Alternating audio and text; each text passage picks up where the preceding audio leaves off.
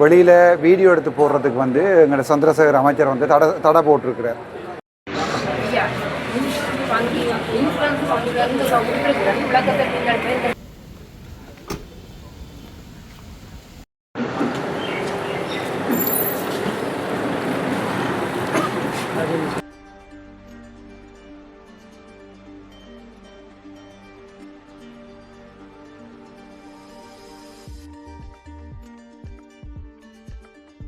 வணக்கம் உறவுகளே, நான் உங்கள் கேடி பாரதி கேவிஆர் டிவிலேருந்து. நாங்கள் இன்றைக்கு நிற்கிறது கிளிநொச்சி மாவட்ட சேலத்தில் நிற்கிறோம். இங்கே வந்து இன்றைக்கு டிசிசி மீட்டிங் நடந்திருக்கு. இன்றைக்கு இதில் அமைச்சர்கள் நடந்திருக்கிறாங்க. அதை விட இன்றைக்கு ஒரு முக்கியமான ஒரு தகவலை நீங்கள் கேள்விப்படலாம். 2 விடயம் நடந்திருக்கு. ஒன்று வந்து இந்த டிசிசி மீட்டிங் வந்து மீடியாவை உள்ளுக்கு எடுக்கலை, முதலாவது பிரச்சனை. 2வது அர்ச்சுனா எம்பி அவர்கள் இதுதான் எனக்கு இறுதியான டிசிசி மீட்டிங் என்று சொல்லியிருக்கிறார். இதை ஏன் சொன்னார், என்னத்துக்காக சொன்னார் என்று நீங்கள் அறியணும்னு சொன்னால் எங்களோட காணொலியை ஃபுல்லாக பாருங்கள். எங்களோட காணொலிக்கு நீங்கள் இப்போ தான் முதல் தடவை என்று சொன்னால் மறக்காமல் சப்ஸ்கிரைப் பண்ணுங்க, பெல் பட்டன் அழுத்துங்க, ஒரு ஷேர் பண்ணுங்க, மற்றவங்களுக்கும் இதை அனுப்பி வைங்க. நிச்சயமாக இந்த அர்ச்சுனா எம்பி என்ன சொல்லியிருக்கிறான்றதை பார்க்கலாம். வாங்க பார்ப்போம். இந்த இடத்தை பார்த்தீங்கன்னா பிரதேச செயலாளர் வாரார்.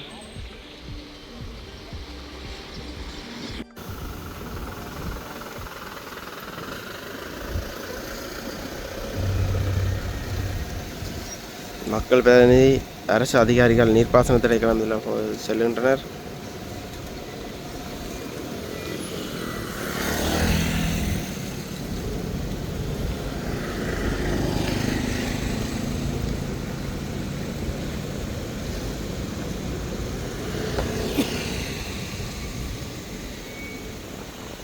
ஆர்டிஏ ஆஃபீஸர்கள் மேலே போயிங்க.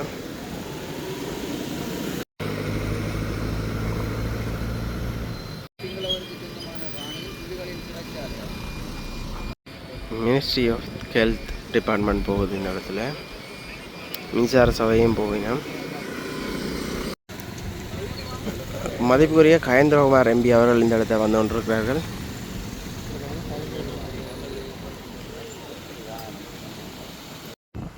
டாக்டர் ராமநாதன் அவர்கள் வந்துட்டார்.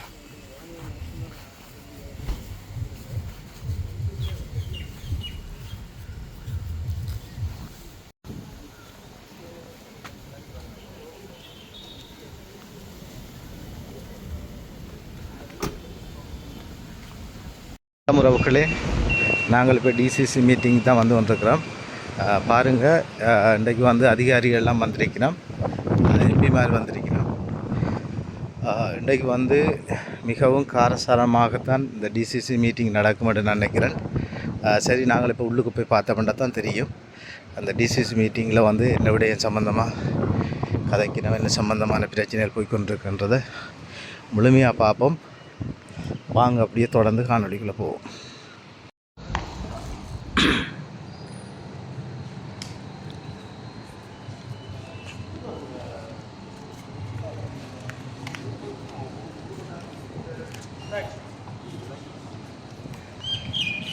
இப்போ கிட்டத்தட்ட ஒரு 5924 ஏக்கர் காணி வந்து இப்போ தமிழ் மக்களோட காணி வந்து மீட்கப்பட்டிருக்குது. அது சம்மந்தமாக உங்களோட கருத்து? நான் நினைக்கிறேன் இந்த வர்த்தமானி அறிவித்தலை வந்து வாபஸ் பெற வைக்கிறதுக்குரிய அந்த முயற்சி வெற்றி பெற்றிருப்பது வந்து வடமாகாணத்தில் இருக்கக்கூடிய விசேஷமாக கரையோரத்தை அண்டிய மக்களுக்கு கிடைச்ச ஒரு மிகப்பெரிய ஒரு வெற்றி. ஏனென்றால் அந்த காணிகளை நீங்கள் கொஞ்சம் கூட அவதானிச்சினீங்கன்னா தனியார் காணிகள் பறிக்கப்பட்டிருக்கின்றதை மட்டுமல்ல, ஆனால் எங்களுடைய பொது உடைமை என்று சொல்லக்கூடிய பொது காணிகள், அரசு காணி அல்லாத தனியார் உறுதி காணி அல்லாத எங்களுடைய பொது காணிகளும் வந்து முற்றுமுழுதாக வந்து அரசு காணியாக வந்து பிரகடனப்படுத்தப்பட்டு இருக்கும். அப்போ நாங்கள் இந்த பிரித்தானியர் வந்த காலத்திலே அவர்களுக்குரிய கலாச்சாரங்கள், அவர்களுக்குரிய சட்டங்களுக்கு அமைவாக வந்து இங்கே எல்லாம் மாற்றப்பட்ட ஒரு நிலையில் எங்களுடைய பொது உடைமை என்று சொல்லக்கூடிய காணிகள் எல்லாமே வந்து அவர்கள் பறிக்கிற சிந்தனையோடு கொண்டு வரப்பட்ட ஒரு சட்டத்தை வச்சுக்கொண்டு இன்றைக்கு பிரித்தானியர் வெளியேறினதுக்கு பிறகு வந்து எங்களுக்குரிய பொது சொத்துக்குரிய காணிகள் எல்லாத்தையும் வந்து பறிக்கிற செயல்பாடு வந்து முற்றுமுழுதாக வந்து ஒரு ஒரு சிங்களமயப்படுத்துறதுக்குரிய ஒரு வேலை திட்டத்தில் தான் முடிஞ்சிருக்கு. அதுதான் எங்களோட வரலாறு. இப்போ அந்த வகையில் வந்து நாங்கள் இந்த இந்த முயற்சியை முறியடிப்பதற்கு வந்து சர்வதேச சமூகத்தை நாடி தொடர் சந்திப்புகளை வந்து கிட்டத்தட்ட 2 கிழமைக்கு வந்து நாங்கள் செய்து அவர்களுக்கு முழுமையான விவரங்களை வந்து நாங்கள் கொடுத்து எந்தளவுக்கு இந்த முயற்சி அரசாங்கம் எடுக்கிற முயற்சி ஆபத்தானதுன்றதை நாங்கள் நிரூபித்த இடத்துல தான் அவர்களுடைய தலையீடும் மிகப்பெரிய அளவில் வந்து இருந்தது. ஆகவே இப்போ அதோடு பாராளுமன்றத்தில் வந்து நாங்கள் பல பேச்சுகளை செய்தோம், ஒத்திவைப்பு பிரேரணையை செய்தோம். அந்த வகையிலே தமிழரசு கட்சியுடைய பாராளுமன்ற குழு தலைவர் ஸ்ரீதரன் அவர்களுக்கும் நாங்கள் நன்றி சொல்லணும். நாங்கள் கொண்டு வந்த அந்த ஒத்திவைப்பு பிரேரணையை வந்து வழிமொழித்த அவர். அதோட ஸ்ரீலங்கா முஸ்லீம் காங்கிரஸுடைய செயலாளர் திரு நிசாம் காரியப்பர் ஜனாதிபதி சட்டத்திற நீக்கம் வந்து நாங்கள் நன்றி சொல்லணும். என்னென்றால் அரசாங்கம் கடைப்பிடிக்க பார்த்த ஒரு அணுகுமுறை என்னென்றால் வந்து அது இவங்க தமிழர் தானே, இவன் வளமையாக வந்து எல்லாத்துக்கும் வந்து சண்டை பிடிக்கிறதானே, எல்லாமே வந்து ஏதோ நாங்கள் இனவாதம் என்று சொல்லி கதைக்கிறதானே என்று தான் சொல்ல பார்த்தேன். அப்போ நிசாம் காரியப்பர் அதில் வந்து தலையிட்டு எங்களுடைய நிலைப்பாட்டை, தமிழருடைய நிலைப்பாட்டை நியாயப்படுத்தி அதில் இருக்கக்கூடிய அரசாங்கத்துடைய செயல்பாட்டில் இருக்கக்கூடிய ஆபத்துகளை வந்து அவரும் எங்களோடு இணைந்து வலியுறுத்தின இடத்துல வந்து அரசாங்கம் ஒரு நாங்கள், அதாவது தமிழ் மக்கள் சும்மா தேவையில்லாமல் குழப்புறாங்கள் என்று சொன்ன அந்த கருத்துருவாக்கம் முற்றிலும் முறியடிக்கப்பட்டது. ஆகவே இது என்னை பொறுத்தவரை வந்து ஒரு மிக திறமான ஒரு முயற்சி தமிழ் தரப்பில், தமிழ் பேசும் மக்கள் தரப்பில் இருந்து ஒரு மிகச்சிறந்த ஒரு முன்னுதாரணம். நாங்கள் ஒன்றிணைந்து நேர்மையாக ஒரு காரியத்தை செய்ய வழிகிட்டால் தமிழ் பேசும் மக்களாக முஸ்லீம் மக்களோடையும் சேர்ந்து நாங்கள் விஷயங்களை கையாள வழிகிட்டால் எவராலையும் வந்து எங்களை தோற்கடிக்க முடியாதுன்றதுக்கு இது ஒரு மிகச்சிறந்த ஒரு முன்னுதாரணம். என்னை பொறுத்தவரையிலே தமிழருடைய இனப்பிரச்சினை தீர்வு சம்பந்தப்பட்ட விடயத்திலையும் நாங்கள் இவ்வகையான ஒரு செயல்பாட்டுக்கு தான் இறங்க வேண்டும். அது சம்பந்தமாக உங்களுக்கு ஏற்கனவே தெரியும். நாங்கள் மற்ற கட்சிகளோடையும் வந்து நாங்கள் பேசி ஒரு பொது நிலைப்பாட்டுக்கு வருவதற்கு வந்து நாங்கள் எத்தனையோ முயற்சிகளை நாங்கள் மேற்கொண்டு வருகிறோம். இப்பொழுதும் நாங்கள் அதைத்தான் வலியுறுத்தி கொண்டு வருகிறோம். இந்த உள்ளூராட்சி சபை தேர்தல் முடிவடைந்த பிற்பாடு எந்த ஒரு கட்சிக்கும் வந்து அறுதி பெரும்பான்மை எந்த ஒரு சபையிலையும் இல்லாமல் இருக்க மற்ற தமிழ் தேசிய கட்சிகளோடு வந்து ஒரு இணக்கப்பாட்டுக்கு வராமல் சபைகளில் வந்து ஒரு ஸ்திரத்தன்மையை உறுதிப்படுத்த முடியாத ஒரு நிலைமையிலே நாங்கள் இந்த கொள்கை ரீதியான ஒரு இணக்கப்பாட்டை ஏற்படுத்துவது தான் எங்களுடைய நோக்கமாக இருக்குது. நாங்கள் நிற்கிறோம், அது மிகவும் அவசியம். இது சும்மா பதவிக்காக வந்து ஒன்றிணைந்து பதவிகளை அனுபவிக்கிறதுக்குரிய ஒரு செயல்பாடாக மட்டும் இருக்க முடியாது. அந்த வகையில் தான் நாங்கள் தொடர்ந்து செயல்படுகின்றோம். எங்களை பொறுத்தவரையில் நான் நினைக்கிறேன் மக்கள் மட்டத்திலேயும் நாங்கள் இந்த மிக மோசமான இந்த வர்த்தமானி அறிவித்தல் தொடர்பாக எடுத்த செயல்பாடுகள் அணுகுமுறைகள் மக்கள் மட்டத்திலேயும் கணிசமான வரவேற்பை பெற்றிருக்கின்றது. அதே அரசியல் தீர்வு சம்பந்தமாக ஒரு பொது நிலைப்பாட்டை ஏற்படுத்துவதற்கு ஒரு கணிசமான அழுத்தத்தை மற்ற தரப்புகளுக்கு ஏற்படுத்தும் என்றும் நாங்கள் நம்புகின்றோம். மக்களும் அந்த அழுத்தங்களை கொடுக்க வேணும் என்றும் நாங்கள் எதிர்பார்க்கிறோம்.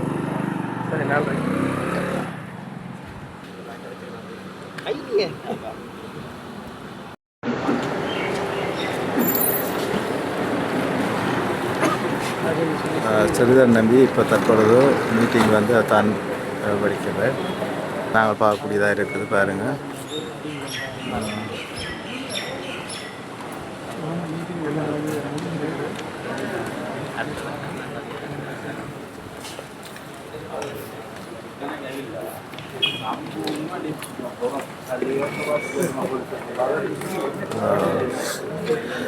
தற்பொழுது இப்போ அர்ச்சனா எம்பி அவர்களும் வந்து கொண்டிருக்கிறார்.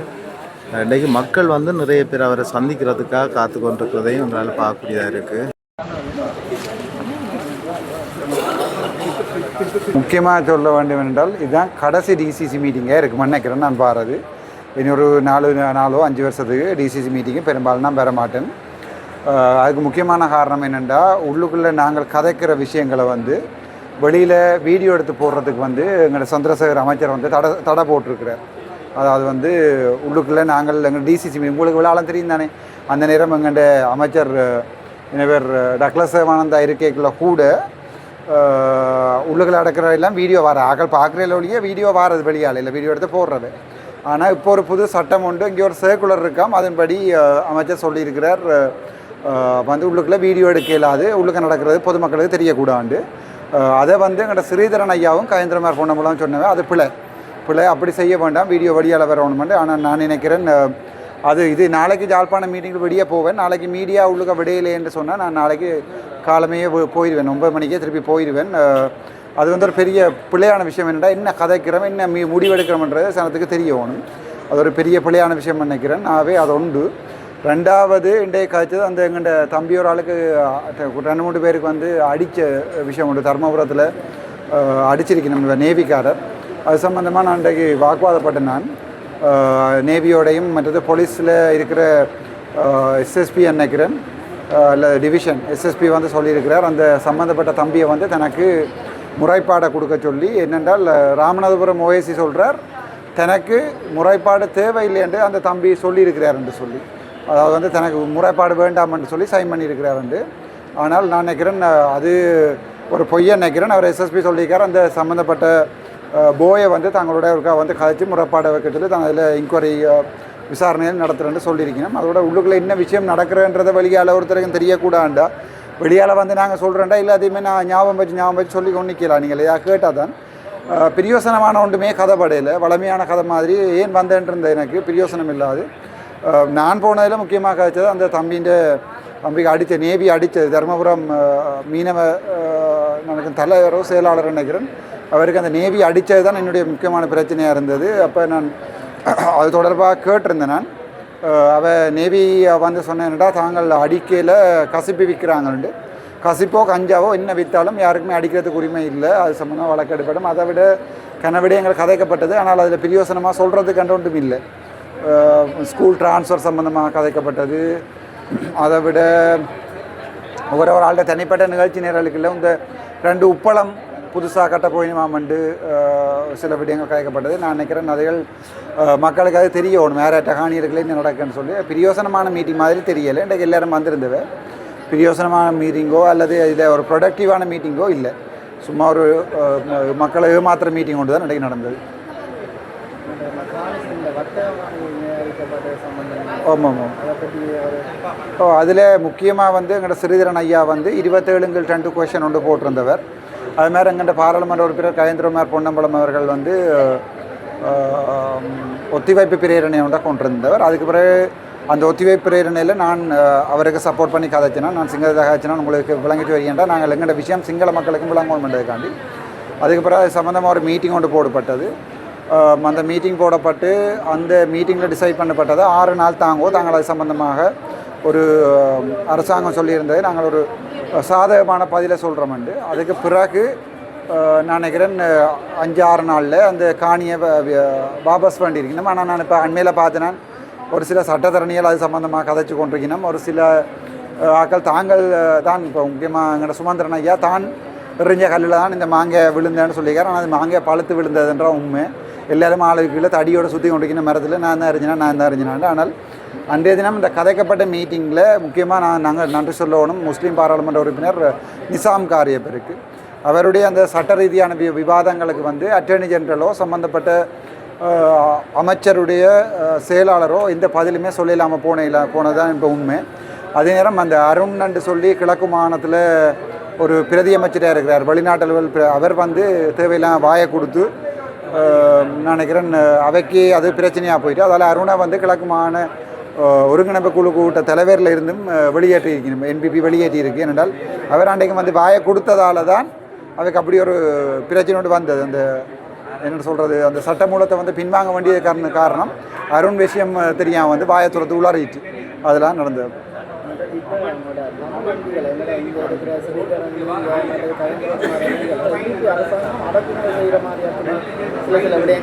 இப்போ இன்றைக்கு வந்து இப்போ இந்த மீடியாவில் நாங்கள் என்ன கதைக்கிறோம், உள்ள என்ன சண்டை பிடிக்கிறோம்ன்றது மக்கள் தெரியும். இப்போ பாராளுமன்றத்திலேயே நாங்கள் கதைக்கிறது முழுக்க வெளியால் வருது. அப்போ டிசிசி மீட்டிங்கில் மூடுவானன்றால் நாங்கள் ஏதோ பிளவிடுறோம்னு தான் அர்த்தம், ஏதோ சரிவரையில் தான் அர்த்தம், ஏதோ கிளிதண்ட அர்த்தம், அதை இன்னொரு உறவாக்கால மூடுறோம்னு தான் அர்த்தம். நான் திட்டத்தெளிவாக சொல்லிக்கிறேன். நான் நாளை யாழ்ப்பாண மீட்டிங் வருவேன். அங்கே நீங்கள் கதைக்கிற விடயங்கள் வந்து வெளியால் பொதுமக்களுக்கு தெரியப்படுத்தாடி நீங்கள் நடத்துங்க, நான் போகிறேன்னு சொல்லியிருக்கேன். நான் அது பிறகு வரப்போகிறதில்லை. அதிலே முதுகெலும்பு இல்லாமல் அதுக்கு பிறகு யாராவது பாராளுமன்ற உறுப்பினர் போவினுமென்று அது அவையை பொறுத்தது. ஆனால் மக்களுக்கு ஒரு விஷயம் தெரியாமல் நான் இந்த விஷயத்தை வந்து நடத்துறது நான் விரும்பல. அவை நான் போக மாட்டேன். நீங்கள் அது பிரயோசனம் இல்லையா? என்ன கதைக்கிறோம், என்ன செய்கிறோம்ன்றது மக்களுடைய விமர்சனத்துக்கு போகாமல் வெளியால் வந்து இப்போ காய்ச்சல் இல்லாத கிட்டத்தட்ட 9 மணி, இப்போ 2 மணி, கிட்டத்தட்ட 5 மணித்தியாலும் கதைச்சதை 10 நிமிஷம் வீடியோவில் சொல்லலை இன்னத்தை காய்ச்சினாங்கன்ட்டு. ஆகவே அது நான் நினைக்கல ஒரு பொருத்தமானதாக இருக்குமான்னு நினைக்கிறேன். இப்படி இது ஒரு பெரிய ஒரு அடக்குமுறை, பெரிய பிரயோசனமாக நாங்கள் காய்ச்சி பிரயோசனம் இல்லைன்னு நினைக்கிறேன். முகப்புத்தகத்தில் ஒரு பதிவொன்று பார்த்துட்டோம்னா, நீங்கள் வர பாராளுமன்ற அமர்வில் அர்ச்சனை அவர்கள் சில விடயங்கள் பிரிக்க விடக்கூட மாதிரி ஒரு அந்த இது வந்து இப்போ அந்த நேவி அடித்தது இருக்குது தானே, அதை வந்து ஆக்ஷன் எடுக்கல. ஸோ அது தொடர்பாக 27 செக்ஷனில் கேள்வி ஒன்று அனுப்பியிருக்கிறேன், அது போடுறேன்னு சொல்லியிருக்கணும். ஸோ அவையே பாராளுமன்றத்தில் கேள்விக்கு உட்படுத்தி விசாரணைக்கு உட்படுத்துவோம். நேவி கமாண்டர், போலீஸ் எல்லாருக்குமே பாராளுமன்றத்தில் ஒரு பிரச்சனை ஒன்றை கொண்டு வருவோம். அதை விட நான் நினைக்கிறேன் அதை மெயின் பண்ணி தான் நான் சொன்னேன். ஒரு தமிழ் படியினத்தில் அடித்து வீடியோ வந்து வெளியால் இருக்குது, இவ்வளோ அடித்து பிரச்சனை பண்ணியிருக்கணும். அப்போ அதுக்கு பிறகு நாங்கள் பார்த்து கொண்டு இருக்கிற அவ்வளோ சரியில்லை. ஸோ அது முக்கியமாக அது சம்மந்தமாக தான் கதைப்பேன் பாராளுமன்றத்தில். நாளைக்கு நடக்க போகிற யாழ்ப்பாணம் ஏதாவது மக்களுக்கான நல்ல விடயங்கள் கணக்கு விஷயம் இருக்குது, கச்சமான விடயங்கள் எழுதி கொண்டு வந்து நான் கதைக்கிறதுக்கு. ஆனால் இந்த நிகழ்ச்சி நிரல் வந்து திட்டமிட்டபடி பாராளுமன்ற உறுப்பினர் அமைச்சர் சந்திரசேகரும் மற்றது ஜிஏயும் பிளான் பண்ணபடி அவர்களுடைய நிகழ்ச்சி திட்டங்களை ப்ரெசென்ட் பண்ணுற ஒரு மீட்டிங்காக தான் இருக்குது. அதை மினக்கட்டு வந்து கேட்க வேண்டிய தேவையில்லை தானே. மக்களுடைய விடயங்களை போய் கதைக்கிறது தான் டிசிசி மீட்டிங் வைக்கிறது. டிஸ்ட்ரிக்ட் கோஆர்டினேட்டிவ் கமிட்டி மீட்டிங்கிறது வைக்கிறது வந்து மக்களுடைய விஷயங்களை அங்கே ரைஸ் பண்ணி அங்கே அதுக்குரிய தீர்வு காண்றது. நாங்கள் என்ன செஞ்சாங்க இனியே செய்ய போகிறோம்ன்றதை ப்ரெசென்ட் பண்ணுறதுக்கு வந்து மினக்கட்டு குழம்புல இருந்து செலவழித்து வந்து இங்கே நின்று செய்ய வேண்டிய தேவையில்லைன்னு நினைக்கிறேன். அதை இந்த அரசாங்க நிகழ்ச்சி இருக்கிற அவை செய்யட்டும், நாங்களுக்கு வர போகிறதில்லை, அவை செய்வேன். நாளைக்கு நான் யாழ்ப்பாணம் போவோம். நாளைக்கு உள்ளுக்கு என்ன நடக்கிற என்பது தொடர்பாக யாராவது வீடியோ எடுத்து போடுறதுக்கு தடை செய்தால் நான் என்னை பொறுத்த வரைக்கும் நான் அதுக்கு பிறகு வர மீட்டிங்களுக்கு நான் போகாமல் இருப்பேன். அவ்வளோதான் நினைக்கிறேன். சரியா? Okay okay, thank you.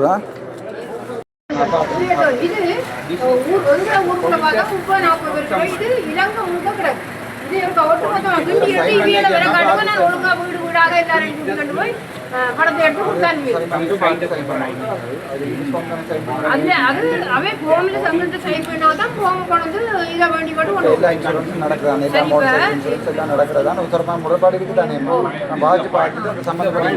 நீங்க வீடு வீடா வந்து ஒருவருடைய முறைப்பாடுகளை நம்பர் அதில் இருக்கு. நான் உங்களை திருப்பி போடுறேன். சரி.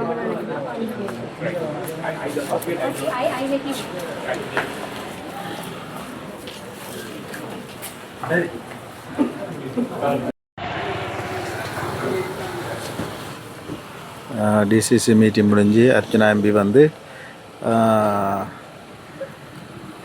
கச்சேரி வளாகத்தை விட்டு வெளியே போகிறதுக்கான தயார்படுத்தல் செய்து கொண்டிருக்கிறார். அவர் வாகனத்தில் ஏறிட்டார்.